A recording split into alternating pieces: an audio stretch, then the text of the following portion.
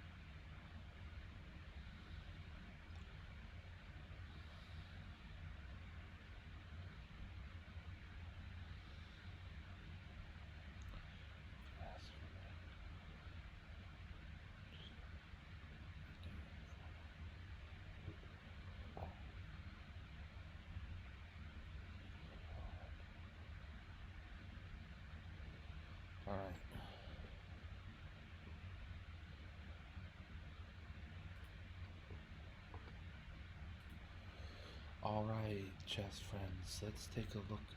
This game had black. It kind of just leaves my queen. Okay, we're not going to go over that game. As many of you might know, or many of you know, I don't review my losses. Once in a while, once in a great while, I'll review a loss, but for the most part, I review my wins and sometimes my draws.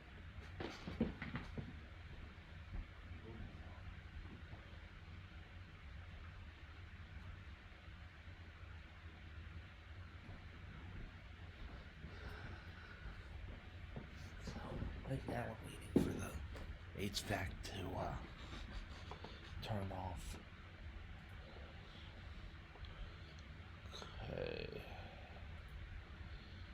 Right. So we have a couple places to play this. Let's start from the end here. The end here's obvious.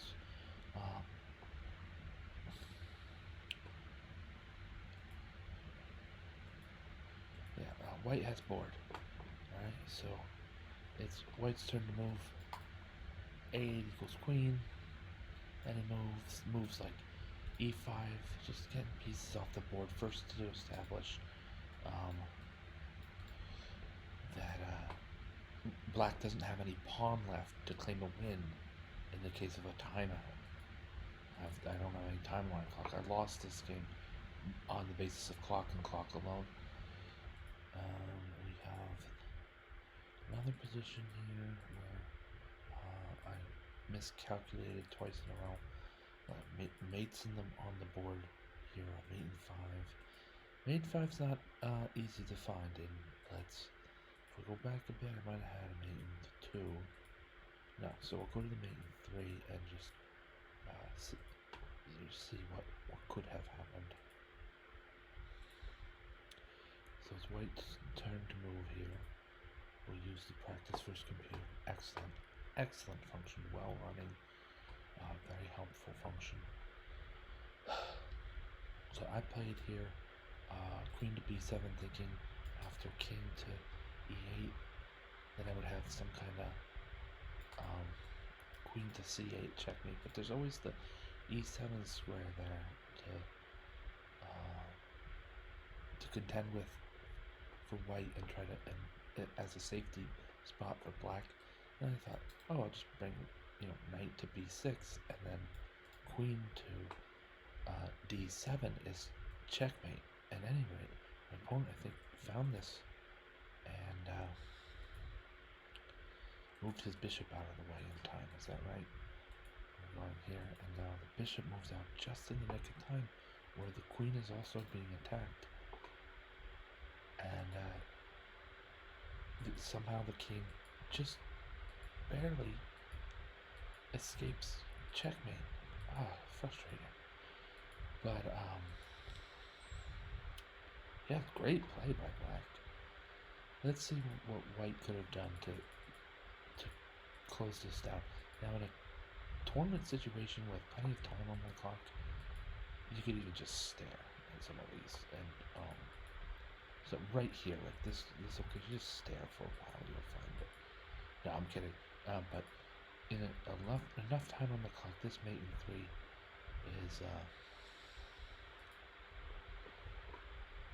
is done, because if rook takes d6 check, bishop takes d6 check, queen takes d6 check. Right, this isn't going to get it done in 3 moves, but this is definitely a checkmate. Or perhaps knight takes b6 now. And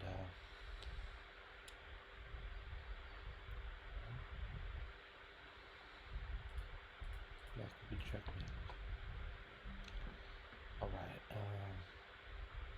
so that was that game. This was a game that I had board, but just didn't have enough time on this part of the thing, and I had forced mate, and I didn't have enough time quite there either. I couldn't have calculated this in 15 seconds, so it was frustrating, a very frustrating loss. I think my opponent was very Petrosian. Or I guess you would say Petrosianian, because his name is Petrosian. Petrosian-esque. Grandmaster uh,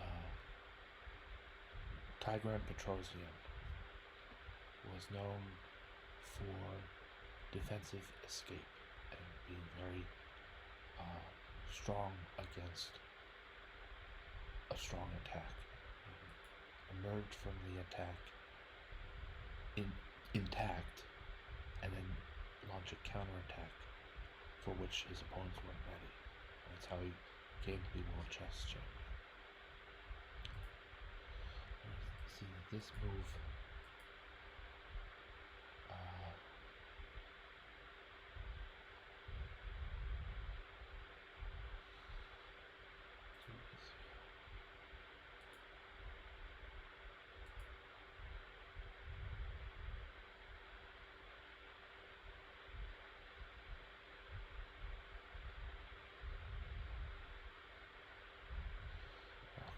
A lot of these lines, the queen is having trouble escaping the move. Knight takes f7, right? Covered, covered, covered, covered, covered, covered.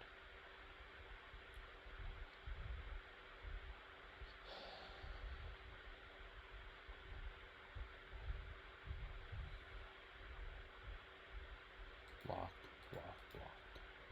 So yeah, the queen's in, black's queen is a little bit of trouble here. Move e6 takes e5, frees space for the queen to escape any kind of attack. Well, actually, quite frankly, captures the piece that will be instigating her movement from f7 elsewhere. And white just goes on a few moves here, and black will dominate with more material and more time on his or her clock.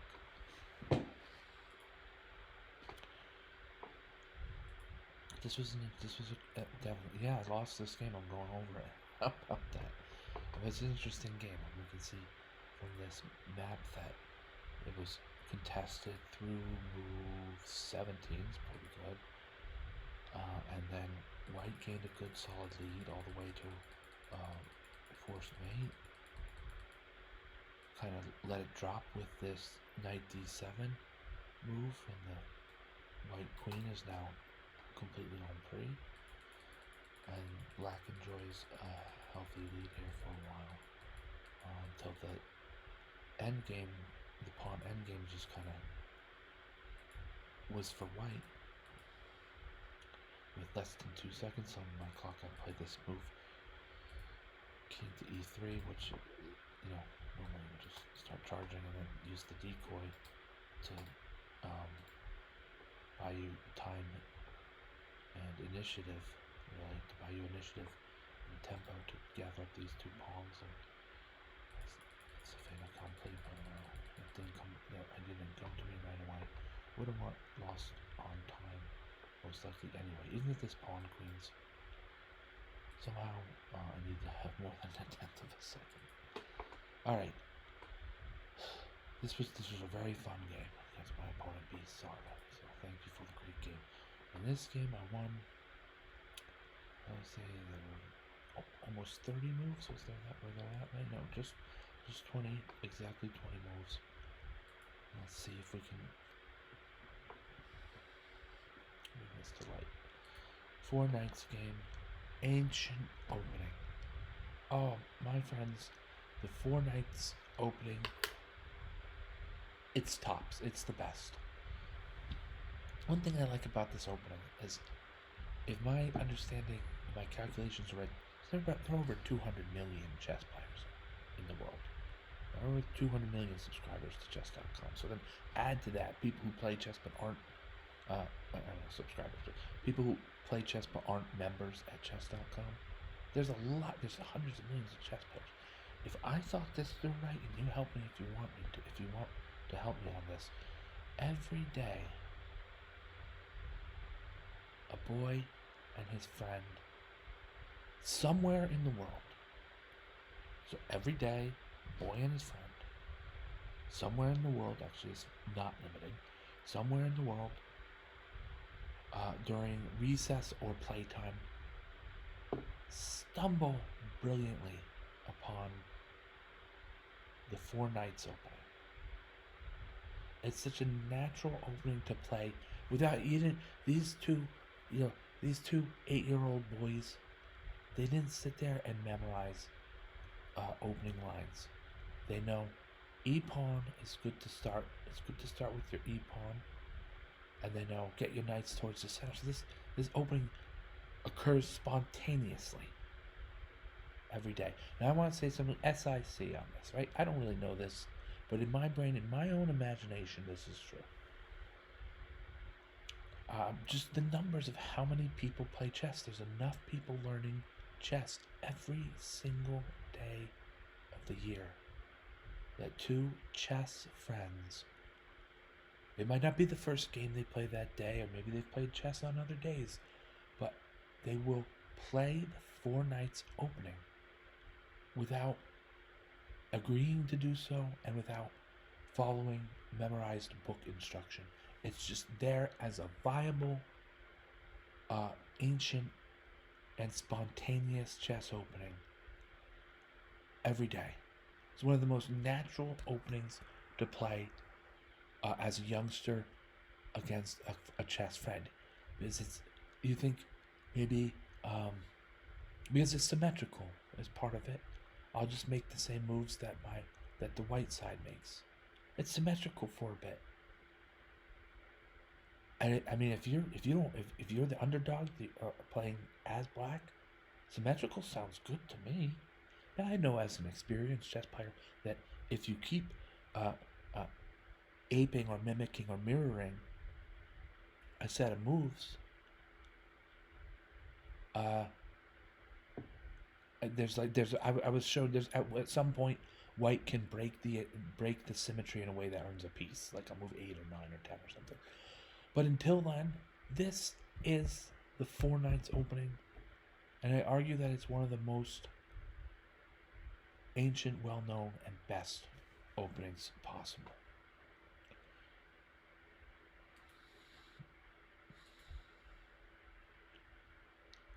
Black aims to undermine white's defense of the e4 pawn, and a3 is a bit slow, so that's exactly what black will do. And black is doing well here, ahead in material. I think this bar is going to go up with a bit of time now. Okay, so the computer sees this as almost completely even, so black has equalized.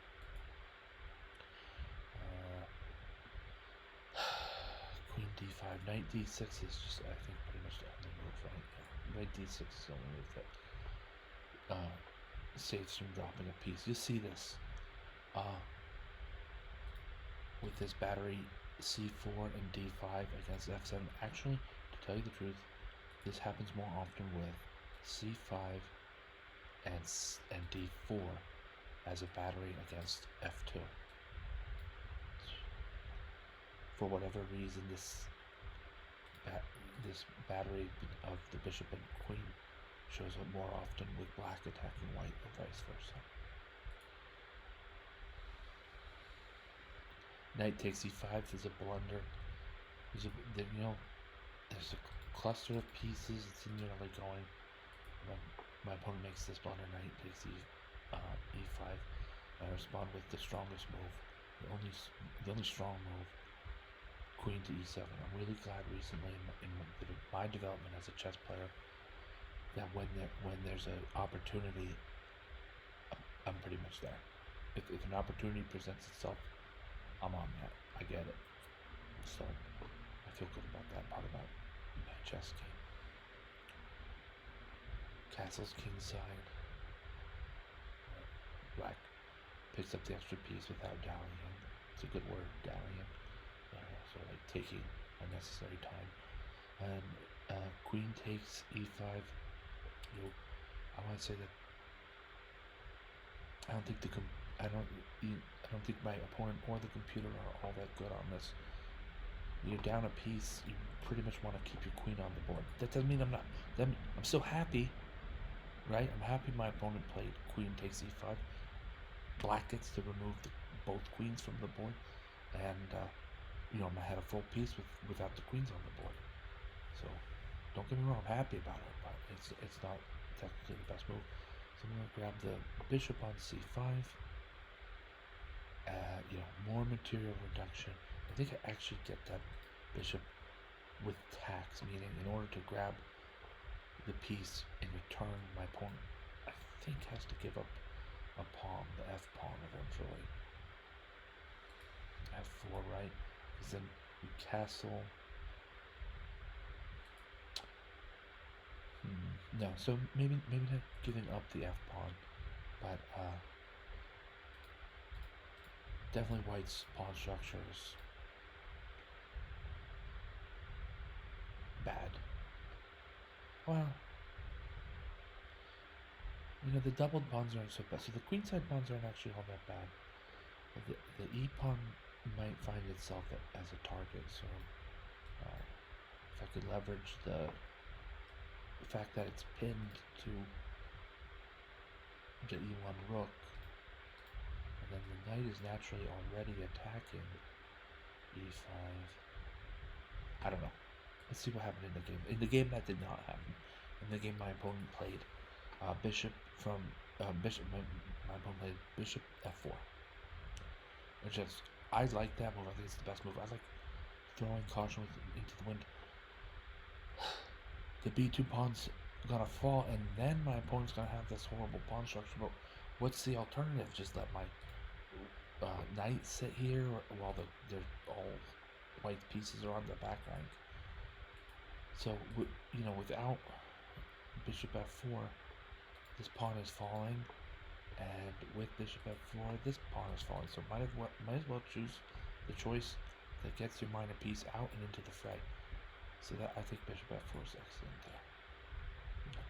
So, torch degrees. I get this pawn on b2, and it's, black's gonna roll here. So just let this kind of play out until there's needed commentary. Okay, here's needed commentary.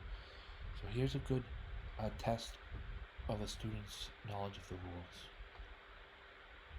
Black to play and tactics and so on. Black to play, what's the move? The move is definitely d5. Then your student might say, well, then white captures en passant, pawn takes d6, but then rook takes e4, white loses a rook. I think the pawn isn't all too much of a threat for queening. Or when I say, sometimes puzzles will test your knowledge of the rules. I guess I'll share this. There was a puzzle, I saw a puzzle where, I don't want to get into it, but the move was, it looked like an endgame puzzle, like some kind of endgame trick and this and that. And it was a bit. The move was castles to deliver checkmate. I heard it echo, eavesdrop, or whisper. Yes indeed. Castling to deliver checkmate. This would normally be from a queenside castle. The rook comes over to the d file, and that delivers checkmate. So yeah, I thought that was one of the niftier puzzles I've seen. Rule test puzzles. Here we have rook to e4, and I'm really glad to play d5. Almost a sigh of relief.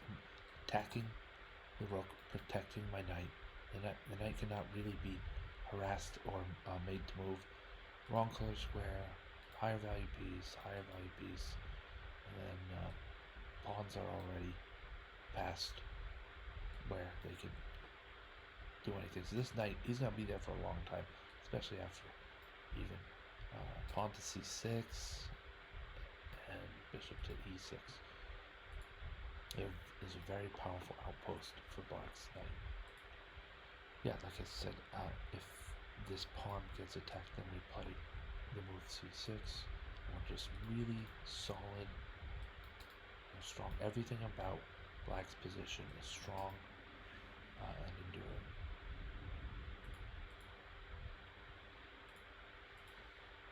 So soon enough, I think black could play. Knight takes a3. I think I didn't notice that during the course of the game. Oh, I didn't have to. My opponent, my opponent playing great chess. Rook takes c4. Sacrificing the exchange. I think it's, maybe it is a bit much, but it shows the right idea. All right. Eventually, my opponent, like the last 3 minutes or so, tick-tock, and I won on one board due to timeout. Fun, great game. Let's finish this up, huh?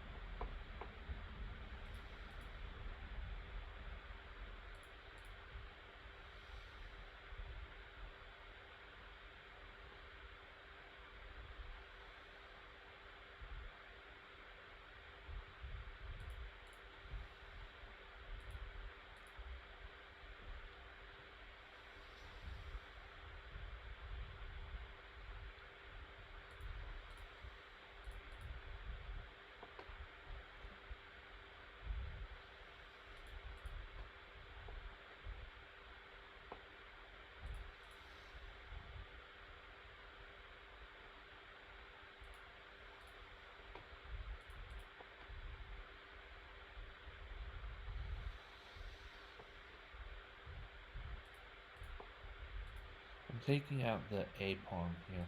Notice I don't really there's multiple ways for black to win, but just to make it a little bit easier on myself, I'm gonna take out this A pawn. I'll lose my C pawn, but so what? What I'm worried about really is let's pretend this pawn were off the board or something. Let's pretend black's A5 pawn were off the board, and this one as well even. Then this pawn would have this path towards promotion, and the only squares for the bishop to target are A6 and A8. And then darn it, aren't they kind of difficult for our bishop to cover while he's on D3, his own pawn blocking his way, and D3 cannot move to C4, his own pawn. Bishop's on D3 and the pawn's on C4. The bishop cannot cover the A6 square because the pawn on C3 is blocking his path.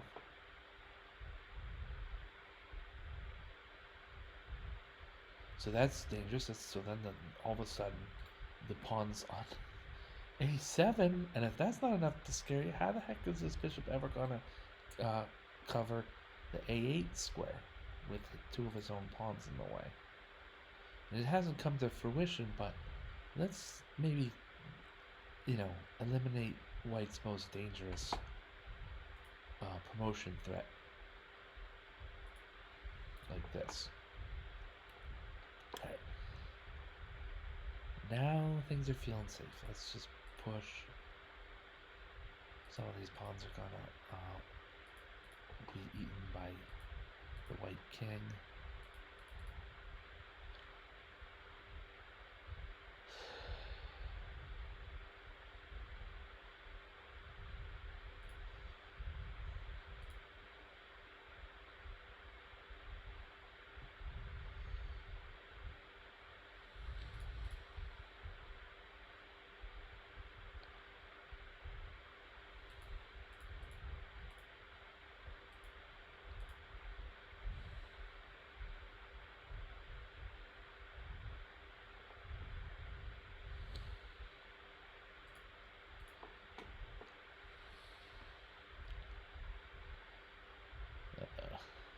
Careful, January.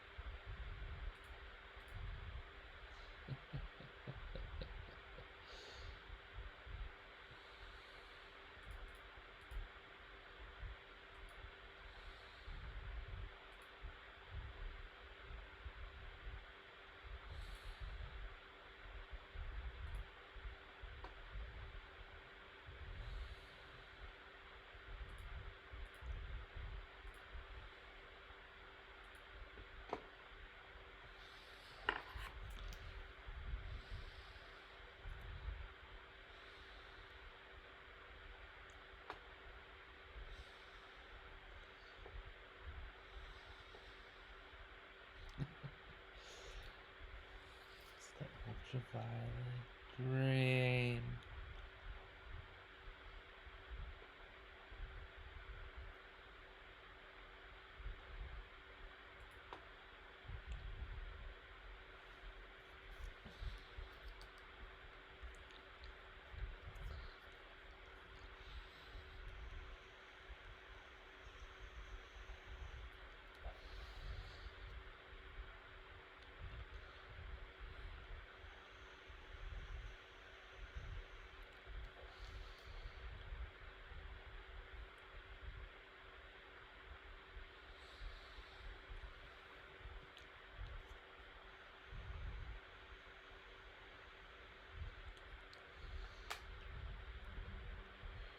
All right, Jord.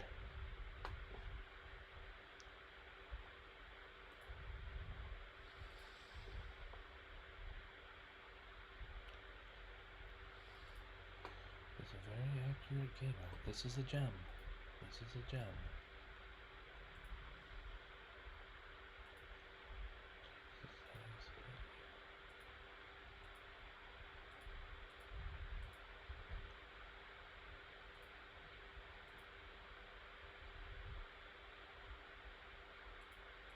I'm gonna try the torch tube.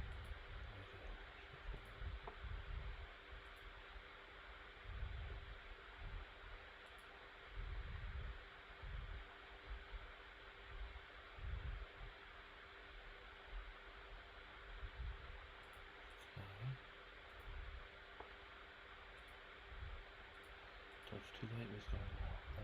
I don't know if there was. I don't know. This was going well enough that I'm okay with it.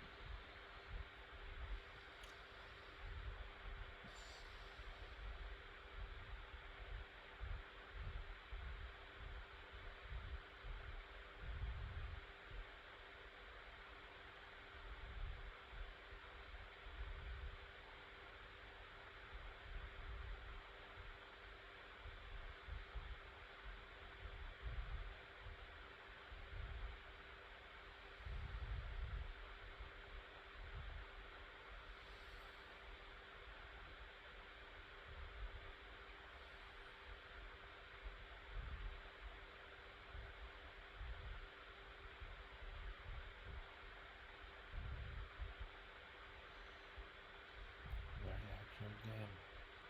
Just leveraging a really large material lead. We don't need to revisit all this.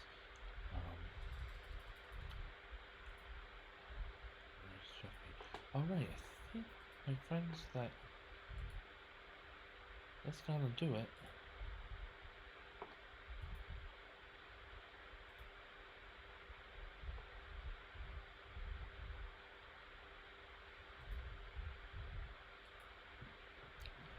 I had a haircut today.